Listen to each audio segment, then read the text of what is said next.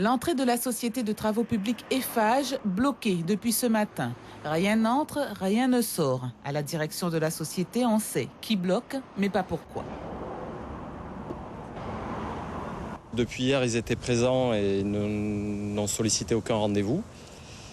Donc je suis allé les voir et j'ai demandé des explications, on n'a pas voulu m'en donner. J'ai fait part de la position de notre directeur qui était de dire que s'ils veulent un rendez-vous, il faut d'abord qu'ils débloquent puisqu'ils ont bloqué à la fois notre dépôt mais aussi tous nos chantiers. Et quand ils nous bloquent, ils bloquent aussi tous nos partenaires, tous les gens qui travaillent sur les chantiers.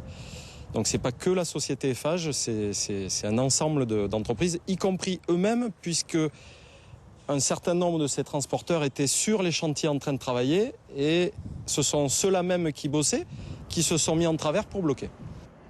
D'autres transporteurs, eux, en activité, se retrouvent pris au piège. On ne peut pas accéder aux chantiers, tous les chantiers sont bloqués aussi, voilà. Et moi, j'ai comme notre société de Zordi qui est installée à l'intérieur, on ne peut pas transporter des bennes qui n'ont rien à voir avec le terrassement. On nous a bloqués et là, il y a des mecs qui sont dans les sociétés, qui sont bloqués, ils ont des bus et leurs bus circulent. Ils travaillent dehors, ils travaillent autre-temps. Et nous, on ne peut pas travailler. 3 groupements sur les 4 que compte la Guyane seraient mobilisés. Des transporteurs qui ne s'expriment pas devant notre caméra, mais qui expliquent que seuls les transporteurs des groupements devraient travailler. Une situation jugée inadmissible par d'autres. Nous, transporteurs, on ne peut pas tous se mettre dans les groupements.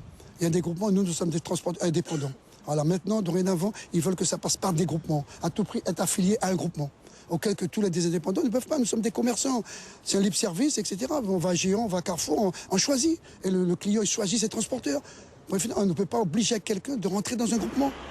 Un malaise entre transporteurs qui impacte l'activité qui avait quelque peu repris après plus de 5 mois de pluie et des camions à l'arrêt.